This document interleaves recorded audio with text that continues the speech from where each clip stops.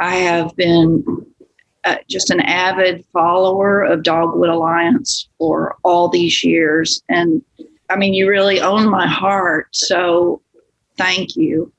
Southern forests have, they've always been important for the animals that they shelter, and because there are so many rare endangered ecosystems among the southern forests.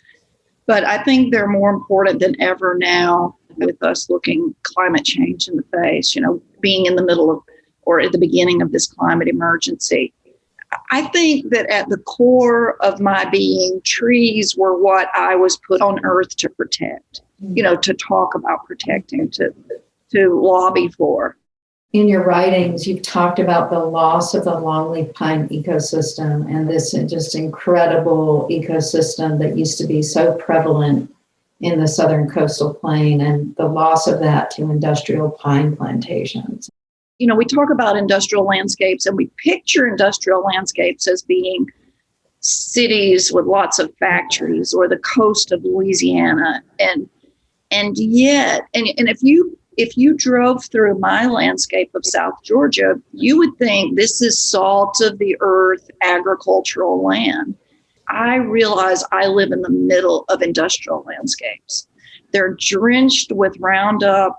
They're plowed to the edges of the roads. And I could go, they're herbicided from the air. I could go on and on and on. But it's the same thing. This is not salt of the earth territory down here. This is industrial capitalism at its worst. Recently, I saw online on your website that the South is being logged at a rate 4 times greater than the rainforest. And yet the national conversation is all about what's happening in the Amazon and what we need to be doing about that. Yeah, we seem to have forgotten too that we pretty much destroyed all of our old growth intact forest landscapes down here in the southeastern region. And that by letting those trees grow, they can take that carbon that was pumped into the atmosphere when that happened and is still in the atmosphere and pull it back down on the land and keep it there.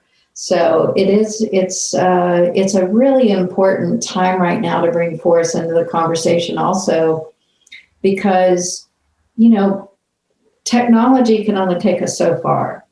Yeah.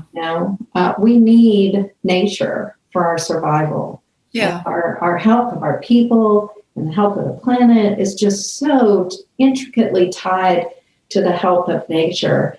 Yeah, and that's a beautiful point. So what role do you see Dogwood Alliance playing in the broader environmental justice, climate justice movement right now? We're in the middle in our country right now of this hugely important cultural reckoning with systemic racism and how we've treated Black and brown, immigrant, underprivileged, poor people. And I think that it makes complete sense to take that 1 degree further. And it's time to recognize that we have treated the Southlands with the same kind of systemic oppression. Slavery, the ways we've treated Black and brown people are national problems. Mm-hmm. The problem with the South is that it did not change fast enough, And so following that and also acknowledging the great trauma and horror and gruesomeness of those institutions.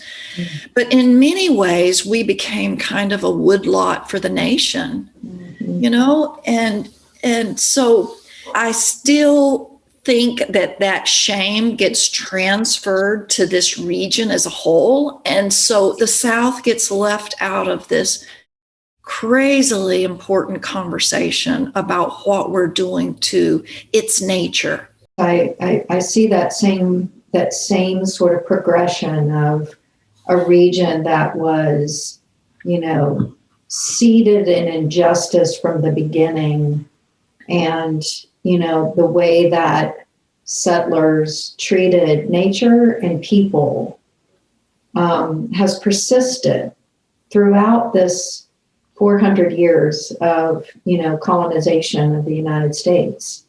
And we haven't fully recognized the relationship between the destruction of the nature and the degradation of the southern communities.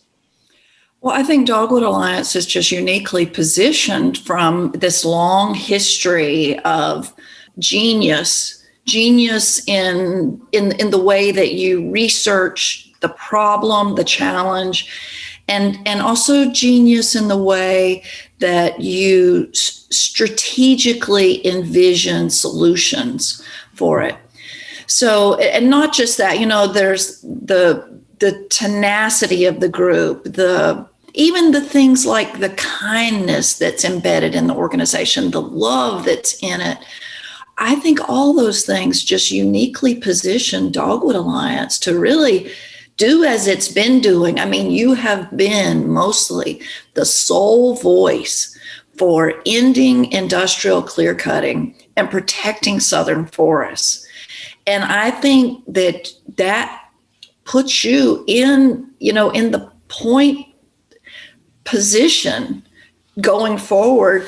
And I'm just so glad to see that the message is broadening and becoming more encompassing. It's acknowledging the climate emergency. It's acknowledging that there's a part of the national conversation that's being silenced, that's not being had. So I think it's your job to do, and I'm just proud of you all for being smart enough and tenacious enough and willing enough and active enough to take this on. Well, it certainly has never been easy to be fighting for forest protection in the world's largest wood producing region, that's for sure. So, Janice, if you could wave like a magic wand today and change something that would make the planet better, what would that be? I think a change has to happen in the human heart and spirit. And that is how we each individually look at a tree. Mm-hmm. We're so willing to look at a tree as a non-being, as something that's disposable, almost sometimes as waste, which is why we drive through neighborhoods and we see trees cut down and just tossed to the curb, going to the landfills. Mm-hmm. So if I had a magic wand and could wave it, I would change the way that we humans think of trees. And so I would want us to think of trees as beings with needs, as beings with the desire to live pleasant and fulfilling lives, as beings that are happy to live in community with us humans. I think of trees as sacred. Trees are sacred. And I think if that personal transformation happened in the hearts of humans, then it would bring about a cultural transformation, and that would bring about more policy transformations. It's one of the things which I didn't mention a minute ago that Dogwood Alliance does so beautifully, and that's education. Where would we be if we left people in the stories of destruction? And they know in their entire beings are false stories. We would leave them leading these lives of a kind of mental illness, where the story that inside yourself is not the story that's being told to you.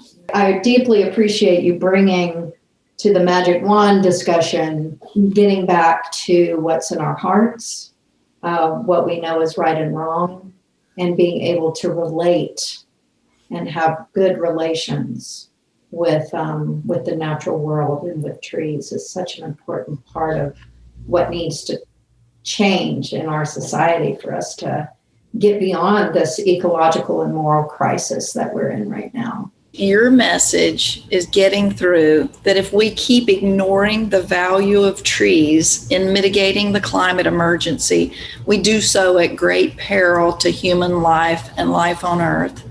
I see a new wave of national policies and personal decisions springing from the realization that some things are worth more to us than money.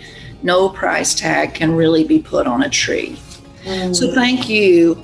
Thank you for your leadership, and thank you all at Dogwood Alliance for just every day waking up and going to your desks or to the forest and doing whatever you can to save them.